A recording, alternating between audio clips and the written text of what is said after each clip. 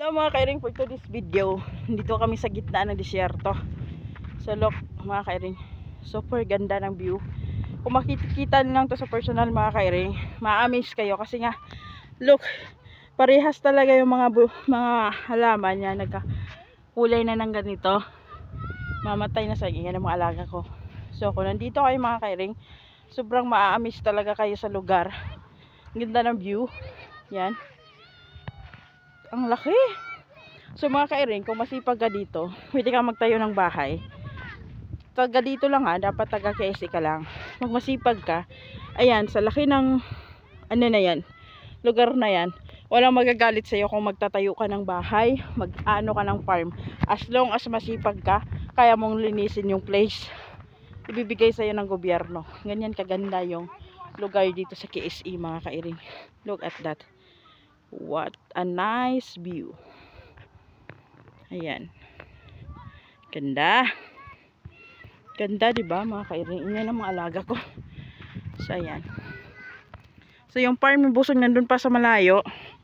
Balak namin pumunta sana doon. Titingin kami ulit ng mga camel. Kaso nga lang mga kairing, hindi namin magawa. Kasi baka pagbunta namin doon, madaming bisita si Busing, pagalitan kami. Wala kasi kami internet this time na nagbibideo ko. Kasi nga, yung internet dala nila, nandun din sila. Sa kung saan sila banda na desierto, doon sila nagko-coffee, nagtiti, yung mga amo namin babae. Tapos, naiwan kami sa bahay. So, ang ginawa namin, naglakad-lakad din kami. Kasama yung alaga namin. Tapos, yung isang kasamaan ko dito na Pinay. Tapos ayun, syempre, ayan, papakita ko sa inyo kung gaano kalaki, kalawak, kaaliwalas yung lupain dito sa KSA mga kairing, no? So sobrang blessed ng mga tao dito kasi nga, hindi tulad sa Pilipinas na nag-aagawan tayo ng lupa, no? Nagpapatayan yung mga kamag-anak natin dahil sa lupa. Inaangkin ng ibang tao kahit hindi nila lupa, ano? Lalo na pag mangmang yung may-ari, yung walang alam about sa batas. Inaagaw yung area nila, yung lupain nila, sila yung naghirap pero walang binigay sa kanilang walang binigay sa kanilang lupa. Ganyan, kadalasan ganyan sa Pilipinas. Pero dito mga kairing, as long as masipag ka, as long as marunong ka maglinis sa lupa, magtayo ka dyan ng bahay, magtayo ka ng farm, maglagay ka dyan ng kung ano-ano, walang magagalit sa iyo sa area na to. Kasi nga, sobrang laki ng lupa sa KSA. Hindi nila pinagdadamot sa kapwa nila taga dito. Hindi madamot ang gobyerno dito. Talagang pinapahalagahan nila ang bawat isa. Walang korupsyon. Hindi tulad sa Pilipinas. Na tulad ngayon, magulo na naman yung Pilipinas. Nag-away-away na naman sila. Yung dating kinakanta natin na tandem ng Marcos at Duterte. Ano nangyari? Nag-away na naman sila ngayon. Hindi natin maintindihan kung anong klaseng gobyerno ang mamumuno sa atin kasi nga ang gulo. So yan lang, napadating tayo sa ganong kwento. So hopefully mga kairing, no, darating yung panahon na magmalaki SA yung lugar natin kasi nga sobrang ganda at lawak nung lupain dito. Tapos walang umaangkin, walang nagbabawal, walang nagagalit. As long as masipag ka, the lupa is yours. Ang ganon kaganda ang pamahala dito sa KSA. Di mapapasa na all ka na lang. So itong lahat na area na to mga kairing, at dyan, mula dun sa amin papunta dyan, mga mag-anak ng boss ko. So dito sa mga lupa na dito, nung malinis na, sila yung nag-aano talaga dito, no, paunti-unti. Kasi mas malayo kami sa Damam, malayo kami sa Damam, bundok kami. Pero yun nga, tulad ng sabi ko sa inyo, ang lawak ng lupain, walang nagagalit, maaliwalas yung paligid, komportable ka matulog, walang magnanakaw, walang kahit anong elemento na sa paligid mo. Sobrang safe ka sa lugar na to.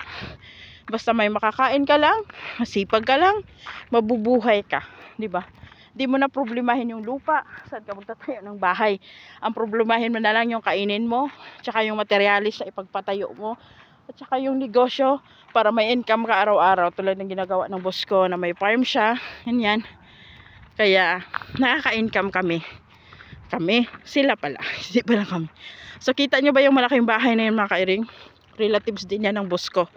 Tapos yun, lahat ng bahay dito nakapaligid, relatives ng boss ko kasi taga dito yung tatay na, Dito sila pinanganak, dito na sila lumaki. Tapos noon daw mga kairing, storytelling muna tayo. Nung hindi pa daw to malinis tong lupa na to, mga damo-damo pa daw to noon na malalaki, ganyan. Dati daw, nakatira sila dito, hindi pa daw bahay-bahay kasi sobrang hirap ng panahon noon. Na ano lang daw sila noon, isang kuweba na parang bato, binutasan nila, ginawang bahay-bahay. Doon daw yung tambayan noon ng nanay tatay nila.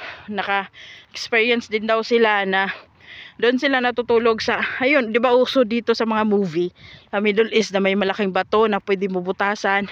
Tapos gawin mo ng bubong yung ano ng bato, yung lupa, tumigas na ganyan. Yun daw yung tinutulugan nila noon na parang kuweba. Sabi ng boss ko noon, saka yung sister niya nagkukwento. Tapos, syempre, hanggang patagal ng patagal, naging high-tech na yung technology natin. Nagkaroon na ng mga, paano itayo yung bahay. Nagkaroon na ng mga materyales. Nagkaroon na ng mga negosyo. Mas lumaki yung kita. Kaya ayun, nakapagpatayo sila busing ng malaking bahay. Family house nila. Tapos, pinamana sa busing ko yung negosyo nilang farm kasi si busing ko lang yung mabait, masipag, yung maalalahanin, mahal niya lahat ng mga kapatid niya kahit pasaway sila, kaya sa kanya pinamana. Kaya ayun lang, story short, di ko na may story lahat kasi sobrang haba. Tsaka uwi na ako rin, pauwi na kami. Yan mga kairing, diba mga kairing, so amazing yung lugar na to. Para sa akin, kung ganito sa Pilipinas, mapayapa siguro yung mundo sa atin, yung lugar natin sa Pilipinas, kasi yung nasa bundok na hirap sa lupa, tapos nililinis yung lupa ng iba, tapos hindi man lang bibigyan kahit kapiranggot na pwedeng tayuan ng bahay. Sana ganito, hopefully lang, sana ganito. Kaya hanggang sana na lang tayo, hopefully balang araw maging ganito rin, diba? So that's it for today's video.